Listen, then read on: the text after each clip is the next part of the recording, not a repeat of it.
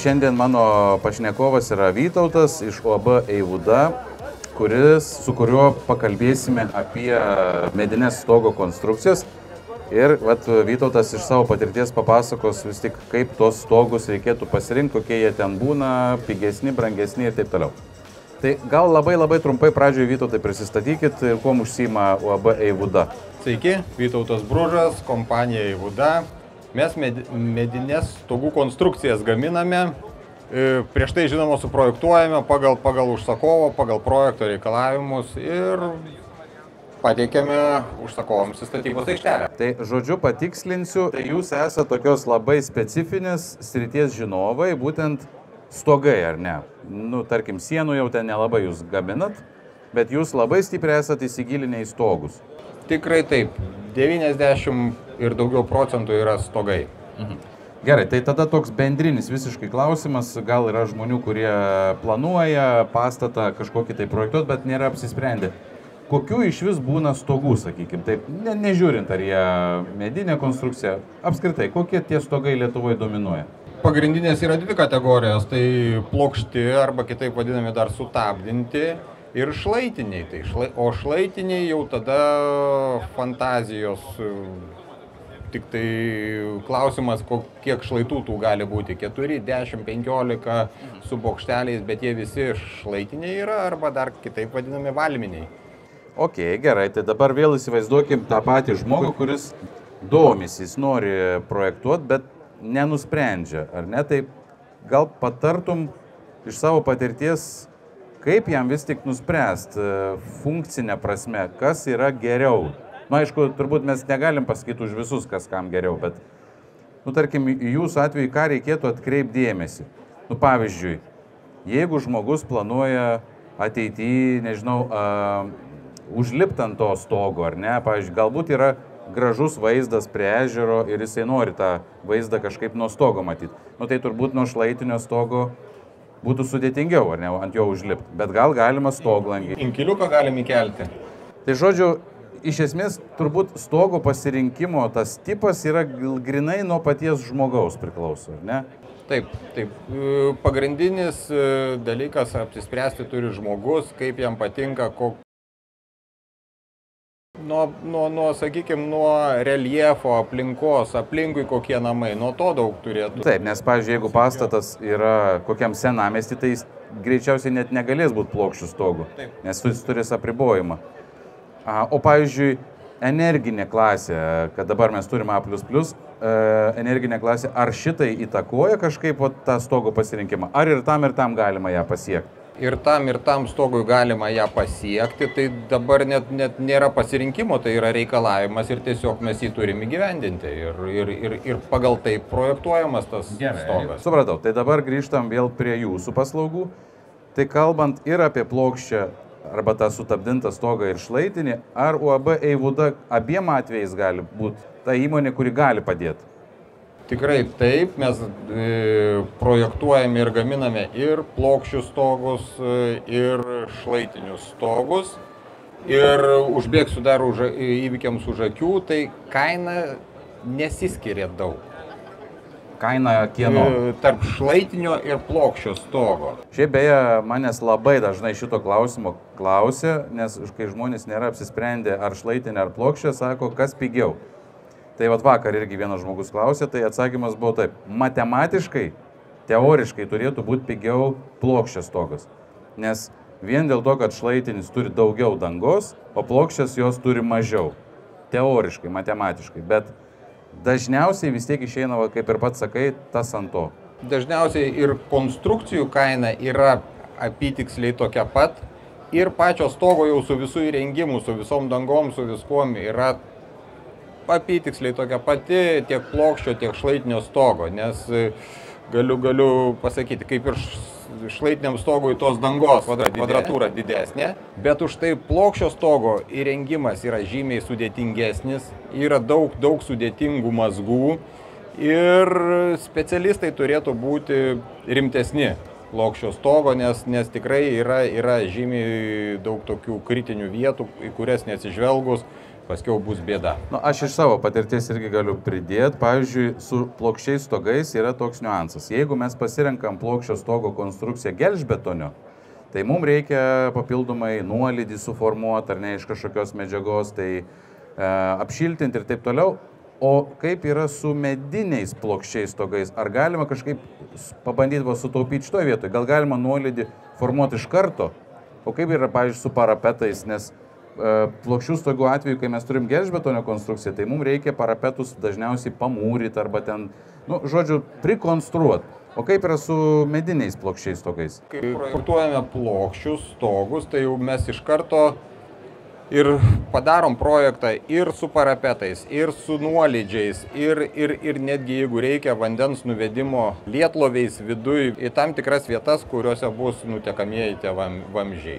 Tai visas šitas jau būna išspręstas projektavimo stadijoje ir pagaminam būtent tokį jau. Ok, supratau. Dabar suprojektuojat plokščią stogą, sumontuojat, uždedam dangą, viskas apšiltinam, bet vat šovė tokia mintis, kad noriu pasistatyti saulės panelės ant plokščio stogo. Kaip yra jūsų atveju, kai jis yra iš medinių santvarinių konstrukcijų? Ar galima tas panelės montuoti, ar jums reikia iš anksto kažkaip pranešti, jog aš ateityje planuoju tai daryti, ar jūs iš karto pagalvojat ir jau įdedat kažkokį tai saugos koeficientą į konstrukciją? Saugos koeficientas ar taip jis yra, tiek plokštiem, tiek šlaitiniams stogams. Bet jeigu užsakovas žino, kad ateityje jisai montuos saulės paneles, tai geriau, kad pasakytų ir mes automatiškai dar uždedam tą svorį ir tada jau tikrai be problemų. Nors iš tikrųjų netgi neįvertinus šitų saulės panelių, jos nėra didelio svorio ir galima vėliau jas uždėti. Bet dėl visako, sakau, turi užsakovas žinoti iš karto, iš anksto. Gerai, supratau. Šlaitiniai stogai, dažniausiai šlaitinius mes turim kokius? Tai turim standartinius tos gegninius stogus ar ne medinius ir šiuo atveju santvarinius. Kuom jie skiriasi vienas nuo kito? Kodėl jūsų stogas gali būti pranašesnis už tą standartinį gegninį stogą? Mūsų projektuojamų ir gaminamų stogų visas pranašumas atsiskleidžia, sakykime, jau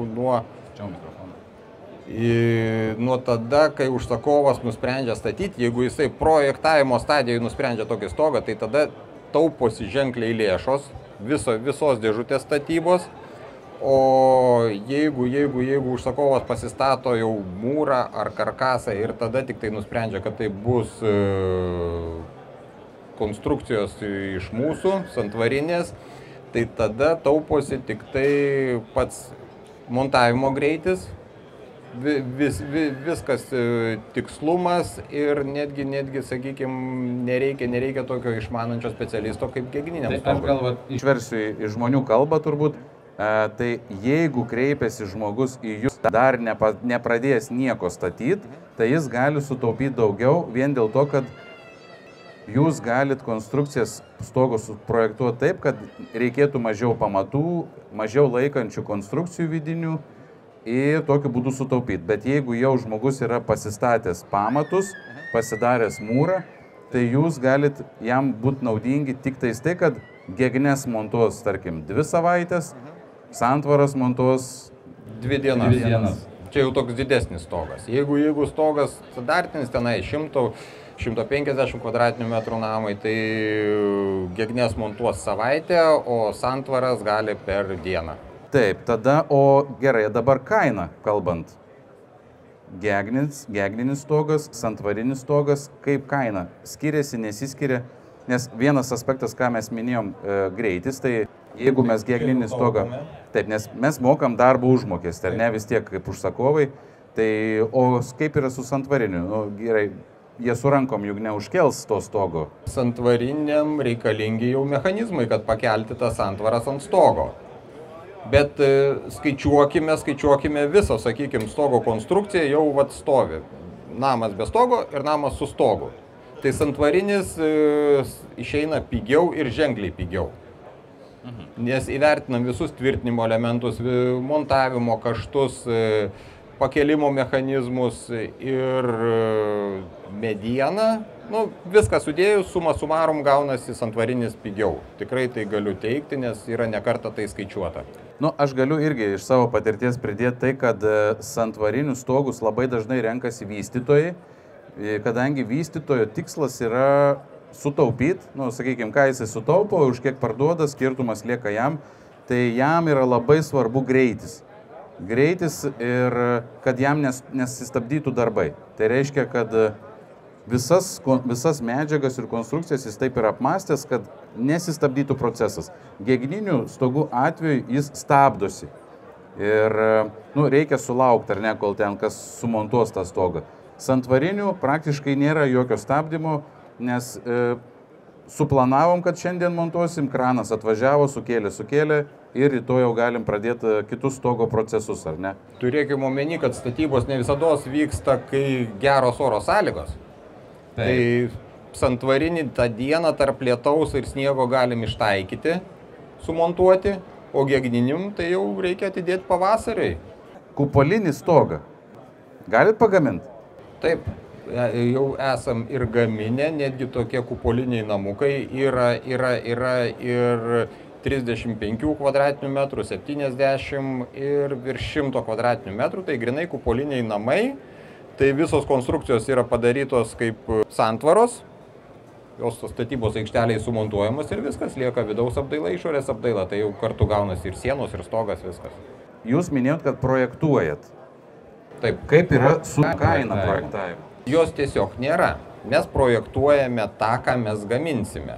Bent jau mes taip tikimės, ką mes gaminsime. Todėl mes ir deklaruojame, kad projektavimas yra nemokamai. Mūsų, sakykime, tikslas yra pagaminti jums stogą. Supratau, tai reiškia, aš gal irgi pridėsiu, kadangi mes rengiam samatas, tai labai dažnai matom tokią situaciją, kad architektas yra į projektą įdėjęs tik stogo brėžinį vieną ir visiškai jokios detalizacijos, nei kas, nei kaip ten bus statoma, nei nu, gerai dar jeigu būna įdėtas gegnių kažkoks planas ar dar kažkas, bet dažnai taip net nebūna. Tai aš kaip suprantu, jūs galit perimti šitoj stadijoje ar ne, detalizuoti tą techninį projektą ir stogo brėžinius. Padaryti visus brėžinius ir, jeigu reikia, net atiduoti architektam, juos įdėti į bendrą projektą. O jeigu reikalingas ten statybos kažkoks darbo projektas, tai stogo dalį mes irgi padarom. Dar norėčiau vieną tokį dalyką paklausti dėl energinio naudingumo visos tos situacijos, ar ne? Mes dabar turim A++ naujai statomus pastatus. Kaip dabar yra su tais apšiltinimo sluoksniais? Maždaug gal žinot, kokio storio stogo konstrukcijai reikia šiltinimo medžiagos apskritai? Nu, standartiškai, vidutiniškai. Vidutiniškai dabar apie 40 cm eina. 40 ir į viršų. Taip, nuo 40 ar ne centimetrų. Tai dabar šlaitinio stogo atveju, vėlgi grįžtam prie to gegnių ir santvarinio variantų. Kaip, pavyzdžiui, išsprendžia su gegniam tą klausimą, kai reikia šiltinti 40 ir daugiau centimetrų? Tik tokios gegnės nesuformuosim. Ten gali būti net kitaip padaryta, bet tada pati konstrukcija labai yra silpna. Nes, sakykime, toj vietoj, kur namo sienos, kur jau gegnė remiasi, ten irgi turi būti tas atstumas 40 ir daugiau centimetrų. Tai vienas dalykas, gegnės tokios nepadarysi, o jeigu ją mes iškeliam kažkaip aukščiau, tada jau tvirtinimo mazgai, tada nu... O santvarinių stogų atveju mes galim išspręsti iš karto apšiltinimo tą paslėpimo klausimą? Taip. Tai vat būtent tas yra išsprendžiama ir kiek reikia centimetrų, ar ten 40, 50. O plokščio stogo atveju, jeigu mes turim santvarinį stogą, tai gal aš tik irgi iš savo patirties to pridėsiu, jog jeigu mes kalbam apie gelžbetonio stogą, ir mes kalbam apie gelžbetonio stogo apšiltinimą pagal A++ reikalavimą, tai realiai mums stogas gaunasi, nu, taip maždaug 60-70 cm aukščio visa konstrukcija. O aukščiausiam taške gali būti ir dar aukštesnė dėl nuolydžių suformavimo. Kai mes turim santvarinį medinį plokščio stogo variantą, mes galim labai stipriai išploninti visą konstrukciją, ar ne? Nes mes galim tai padaryti, kad jūsų santvara ir bus vienintelė konstrukcija. Reikėtų dar palikti apie minimum 5 cm ventiliuojamam tarpui ir tiek, kiek reikia, tiek bus, tai jinai bus 45-50 cm. Tai žodžiu, mes galim stipriai išlošti aukščio, ar ne, jeigu mums jisai yra svarbus. Jeigu tai aktualu, taip. Taip, yra vietų, kur aukštingumas yra ribojamas ir reikia kažkaip išlošti. Pavyzdžiui, turėjom atvejį Karklėje netaip senai, tai ten yra apribojimai ir aukščio, ir pločio, visokie. Ir ten jau užsakovai sprendė, kaip išplonint konstrukcijas, kad tas pastato vidus būtų kaip įmanoma erdvesnis. Tai yra kartais tokių atvejų.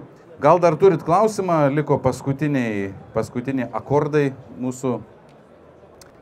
Jeigu ne, tai tada ačiū Vytautai už pasidalintom idėjom. Jeigu turėsit klausimų Vytautui, pasikreipkite jį tiesiogiai.